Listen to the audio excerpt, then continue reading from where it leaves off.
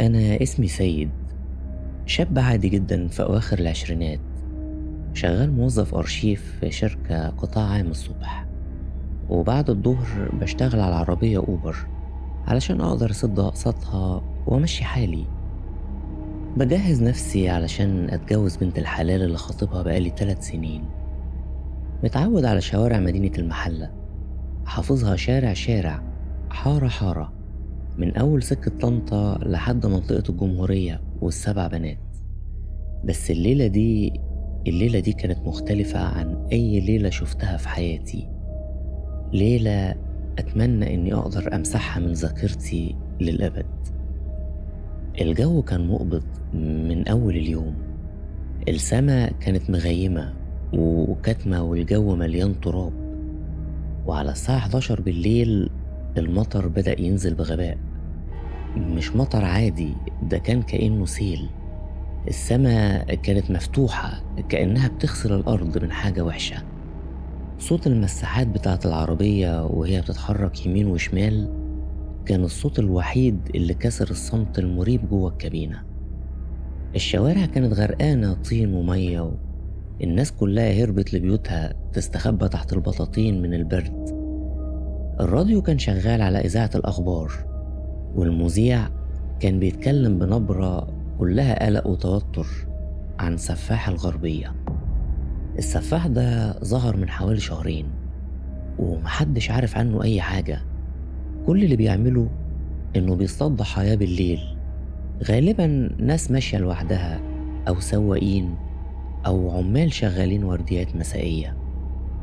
الضحايا بيختفوا فجأة، وبعد كام يوم بيلاقوا جثثهم مرمية في الأراضي الزراعية على أطراف المحلة، في المصارف أو الترع.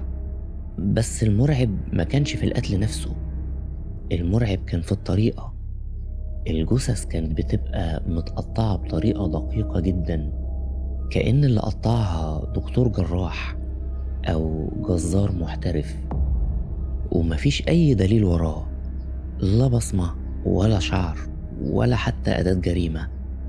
البوليس مقلوب والناس مرعوبة والبلد كلها بتنام من المغرب. أنا ما كنتش بخاف من الحاجات دي، كنت دايما بقول لنفسي يا عم الأعمار بيد الله، وبعدين أنا في عربيتي قافل على نفسي الإزاز والسنتر، مين هيقدر يوصل لي؟ يا ريتني ما فكرت كده، يا ريتني كنت روحت ونمت في سريري زي باقي خلق الله. الساعة بقت 12 بالليل، الشوارع فضيت تماما، المحلة اتحولت لمدينة أشباح. كنت بلف بعربيتي في منطقة صناعية قديمة، مصانع الغزل والنسيج المقفولة على اليمين والشمال عاملة زي وحوش نايمة في الضلمة. فجأة صوت الموبايل رن، الابليكيشن جاب لي طلب توصيلة. بصيت على الشاشة، اسم العميل كان مكتوب مجهول. نقطة الركوب كانت قدام مصنع غزل مهجور بقاله سنين، ونقطة الوصول كانت قرية بعيدة على طريق زراعي مقطوع مفيش فيه عمود نور واحد. ترددت لحظة، أقبل ولا كنسل وأروح. الفلوس اللي كانت معروضة للتوصيلة دي كانت ضعف التسعيرة العادية، وده يمكن بسبب سوء الأحوال الجوية والوقت المتأخر في الليل. أنا كنت محتاج أي قرش زيادة علشان قسط العربية اللي متأخر عليا. قلت لنفسي هي نص ساعة توديه وترجع، تعمل يوميتك وتنام مرتاح. دوست قبول على الشاشة، ودي كانت أول خطوة في طريق الجحيم. وصلت عند المصنع المقفول، المكان كان ضلمة كحل، لولا كشافات العربية ما كنت شفت كف ايدي. وقفت واستنيت دقيقة واتنين وتلاتة، مفيش حد ظهر. بدأت أقلق، مسكت الموبايل علشان اتصل بيه واقول له اني وصلت، وفجأة سمعت خبطة خفيفة جدا، خبطة بضوافر على ازاز الشباك اللي جنبي. قلبي وقع في رجلي من الخضة. لفيت وشي بسرعة، لقيت راجل واقف في الضلمة برا العربية، لابس بالطو اسود طويل وتقيل، وكاب أسود سحبه لتحت مغطي بيه نص وشه اللي فوق. المطر كان بينزل عليه بغزارة، بس هو كان واقف ثابت ما بيتهزش كأنه تمثال. شاور لي بإيده الشمال علشان أفتح السنتر. بلعت ريقي اللي نشف فجأة وحاولت أهدي نفسي. قلت لنفسي في سري ده مجرد زبون يا سيد، ركز واسترجل كده. دوست على زرار السنتر وفتحت الباب اللي ورا. الراجل ركب وقفل الباب بالراحة جدا. صوت قفلة الباب كان مكتوم بس رن في ودني زي جرس الإنذار. أول ما دخل ريحة غريبة جدا مالت كابينة العربية، ريحة أنا عمري ما شميتها قبل كده ومستحيل أنساها.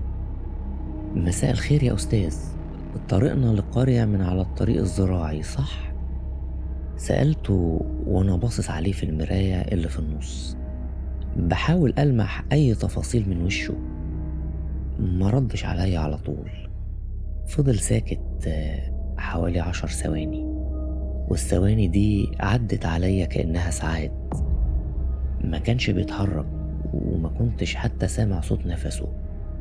وبعدين صوته طلع، الصوت هادي جدا عميق وفيه بحة تخوف كأنه طالع من بير غويط. أيوة صح، اطلع وما تمشيش بسرعة. حركت العربية وبدأنا نمشي. حاولت أكسر الصمت المريب ده. الراديو كان لسه شغال والمذيع بيعيد نفس الخبر عن تفاصيل الضحية الأخيرة للسفاح. البلد باظت يا بيه، قلتها وأنا بحاول أعمل حوار طبيعي معاه. الواحد ما بقاش حاسس بأمان وهو ماشي في الشارع. السفاح ده رعب الدنيا كلها، ربنا يسترها علينا وعلى ولادنا.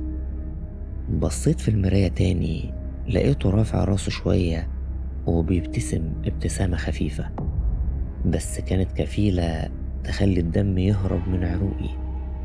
شفايفه كانت رفيعة جدا وعينيه كانت بتلمع في الضلمة بشكل غريب لما نور الشارع كان بيضرب فيها، كأنه بيستمتع بالكلام. الخوف شعور صحي ومهم جدا يا سيد، قالها بهدوء وهو بيبصلي في المراية. فرملت العربية فجأة من غير ما أقصد، بصيت له في المراية بصدمة ولفيت نص لفة لورا. انت عرفت اسمي منين؟ فضل باصص لي بنفس الابتسامة الباردة. رفع ايده اللي كانت لابسة جوانتي جلد اسود وشاور بصباعه الطويل على طابلوه العربية. اسمك بالكامل مكتوب على كارنيه النقابة بتاعك اللي انت حاطه قدامك يا سيد. اخدت نفسي بصعوبة وحسيت بغباء شديد. صح، لا مؤاخذة يا أستاذ، الجو بس موترني شوية مع الأخبار الزفت اللي بنسمعها دي. طلعت بالعربية تاني بس المرة دي كنت متأكد 1,000,000% إن في حاجة غلط. الراجل ده مش طبيعي، قعدته اللي كأنها متحنطة، هدوءه المستفز وكلامه الموزون بزيادة، وريحته اللي تقلب البطن. كل حاجة فيه كانت بتصرخ وتقول لي اهرب. دخلنا في تفريعة من الطريق الزراعي، طريق اسود مفيش فيه عمود نور واحد ومفيش اي عربية تانية رايحة او جاية. الأراضي الزراعية على اليمين والشمال عاملة زي بحر ضلمة ملوش آخر، كأننا ماشيين في نفق مسدود.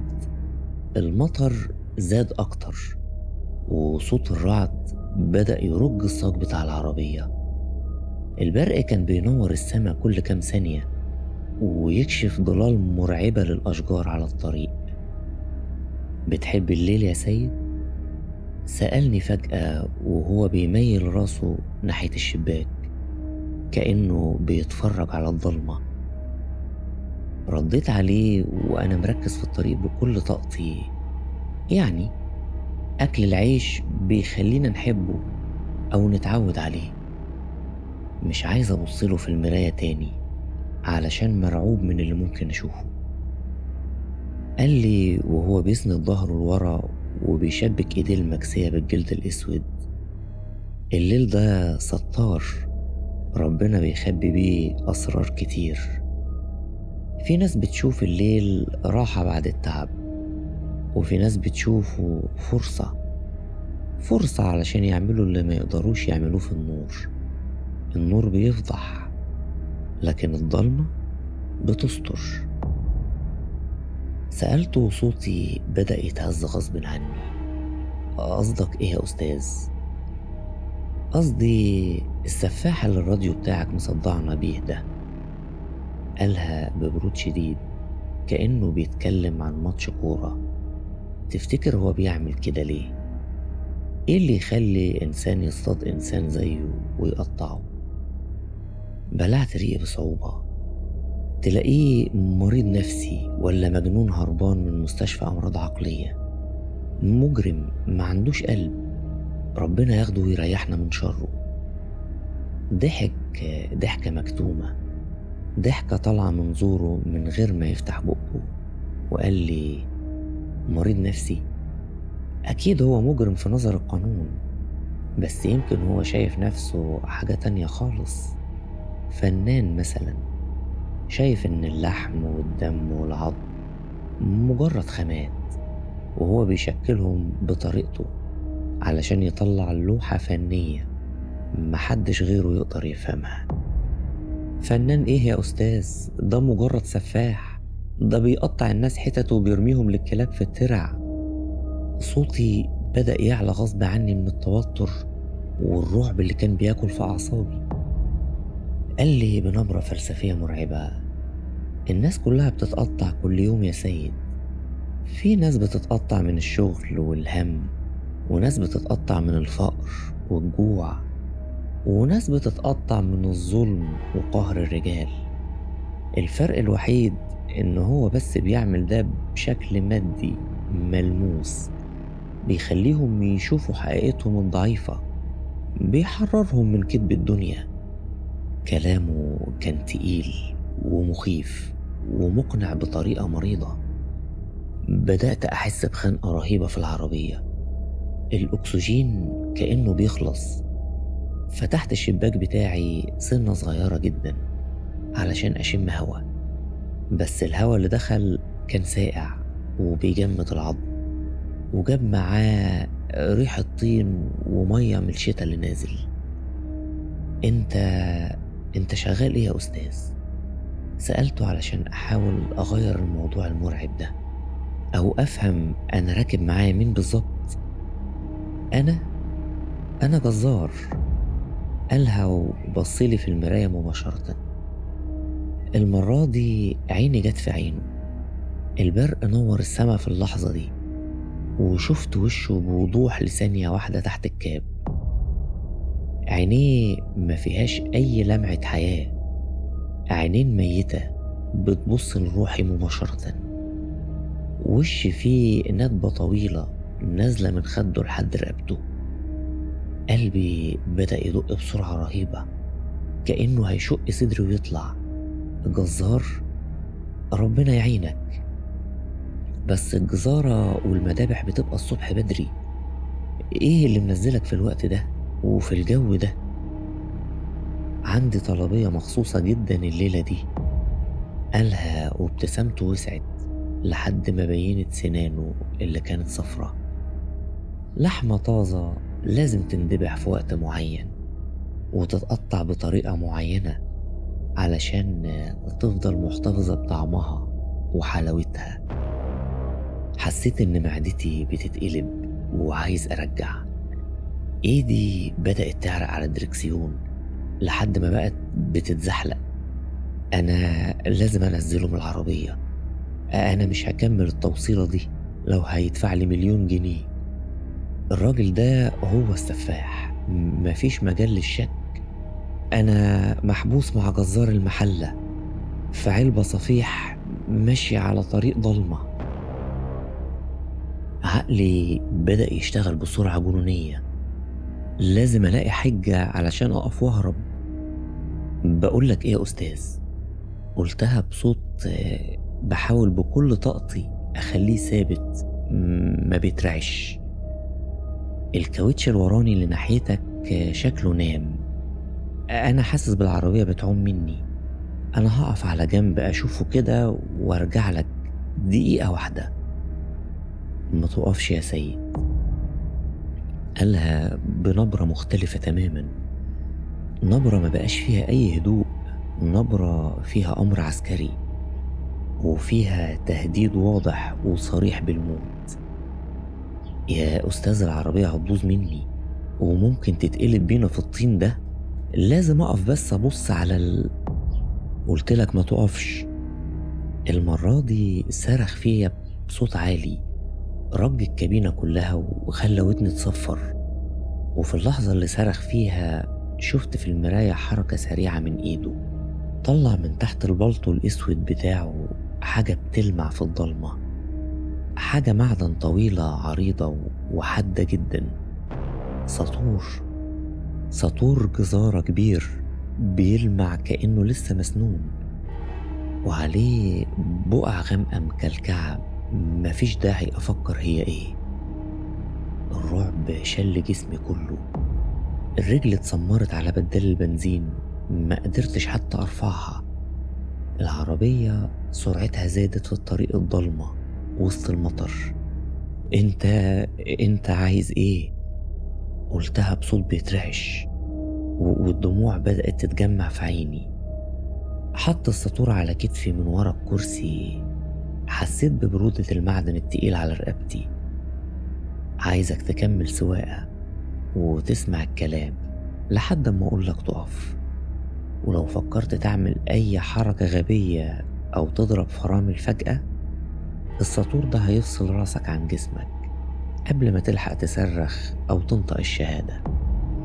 عرفت ساعتها إن نهايتي خلاص انكتبت الليلة دي.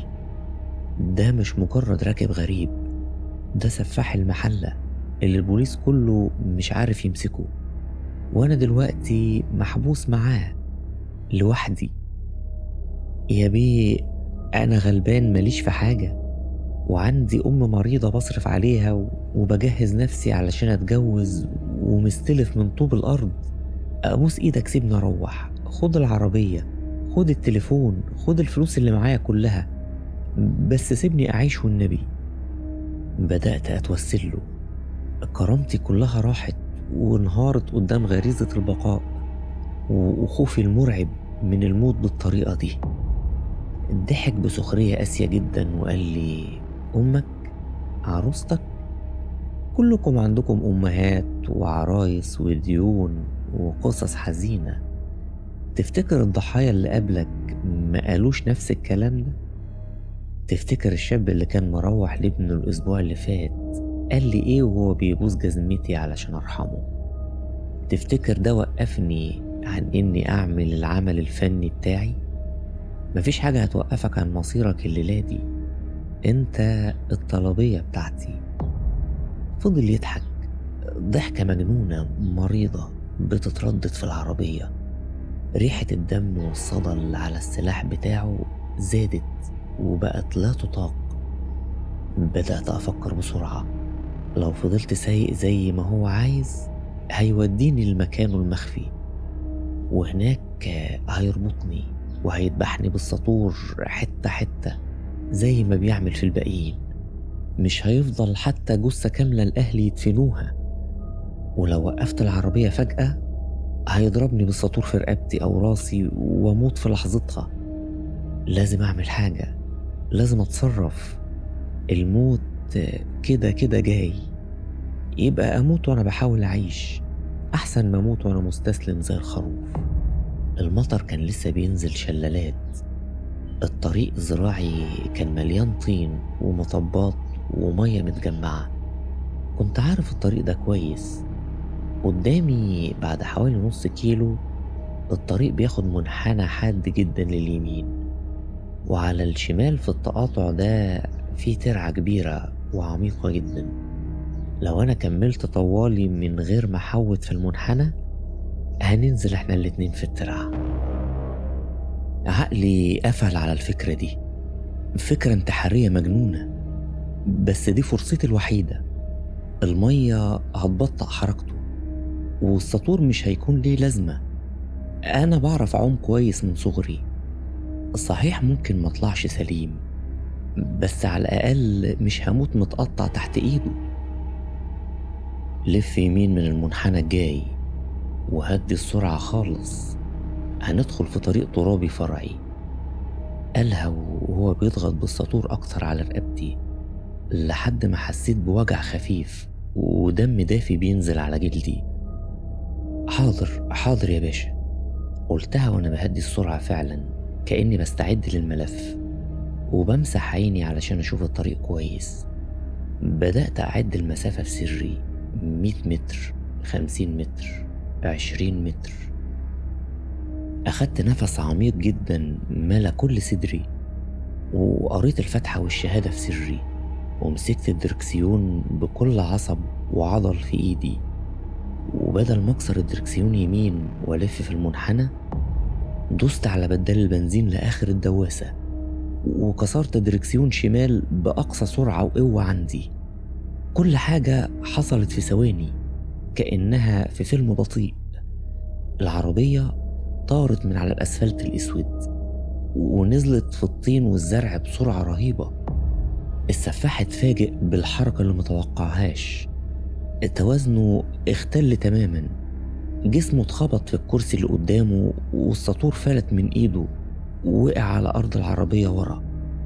صرخ فيا وهو بيحاول يتعدل ويمد ايده ويجيب السطور، بس ما كانش فيه وقت. العربية خبطت في جسر الترعة العالي المليان طين وحجر وطارت في الهواء. الوسادات الهوائية فتحت في وشي في كسر من الثانية، خبطتني خبطة قوية جدا كأن حد ضربني بوكس في وشي، بس هي والحزام اللي حموني من إن أطير من الإزاز اللي قدامي وخلوني أفضل في مكاني. العربية نزلت في المية بصوت مرعب، المية الساقعة المتلجة بدأت تدخل من الشباك بتاعي اللي كنت فاتحه سنة صغيرة، بدأت تتسرب في كل حتة والضلمة بقت تامة. السفاح كان بيصرخ ورا زي الحيوان الجريح وبيخبط على الإزاز، بيحاول يفتح الباب بس السنتر كان مقفول. فوقت نفسي بسرعة من صدمة الخبطة، مناخيري كانت بتجيب دم وراسي بتلف. المية وصلت لصدري في ثواني. حاولت أفتح بابي بس ضغط المية من بره كان قوي جدا. ضربت الباب بكتفي بكل قوتي مرة واتنين وتلاتة، وفي الرابعة الباب فتح بالعافية مسافة صغيرة. رميت نفسي بره العربية بصعوبة في المية الضلمة الساقعة اللي عاملة زي التلج. قعدت أضرب برجلي وإيدي وأعوم لفوق لحد ما راسي طلعت فوق سطح المية، وأخدت نفس عميق فيه كمية أكسجين عمري ما حسيت بحلاوتها قبل كده. عمت بسرعة ناحية جسر الترعة ومسكت في الحشيش والبوص. بدأت أطلع برا المية بصعوبة وأنا بتزحلق لحد ما طلعت على الأرض الثابتة. وقفت أنهج وأكح مية وطين. بصيت ورايا على الترعة، العربية كانت بتغرق ببطء شديد، الكشافات بتاعتها كانت لسه منورة تحت المية بتدي نور أصفر باهت ومخيف. شفت السفاح من ورا الإزاز كان بيخبط على الإزاز اللي وراني بعزم ما فيه، وشه كان لازق في الإزاز، ملامحه كانت كلها رعب وذعر حقيقي، نفس الرعب اللي كان بيتلذذ بيه وهو بيشوفه في وش ضحاياه قبل ما يقطعهم. كنت واقف برتعش وطين الترعة مغطيني من ساسي لراسي. فكرت اللحظة أقف أتفرج عليه وهو بيموت غرقان وهو بيشرب من نفس الكاس، بس الرعب كان لسه مسيطر عليا. ايه اللي يضمن لي انه ما يكسرش الازاز ويطلع يعوم ورايا؟ ده شيطان مش بني ادم. قمت على حيلي وجريت في الأراضي الزراعية وسط المطر والطين والمحاصيل كأن وحش بيطاردني، وما وقفتش أخد نفسي. جزمتي غرزت في الطين، قلعتها وكملت حافي. فضلت أجري في الضلمة لحد ما شفت نور من بعيد، نور كشافات شارع عمومي ومحطة بنزين.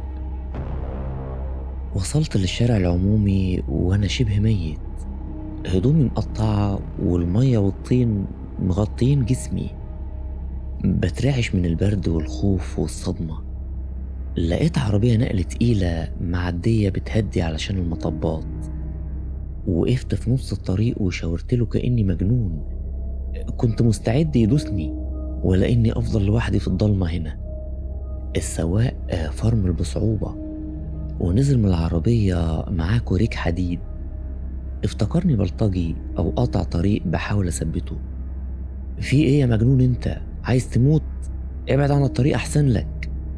صرخ فيا وهو رافع الكوريك. وقعت على الأرض عند الكاوتش وأنا ببكي بهستيريا.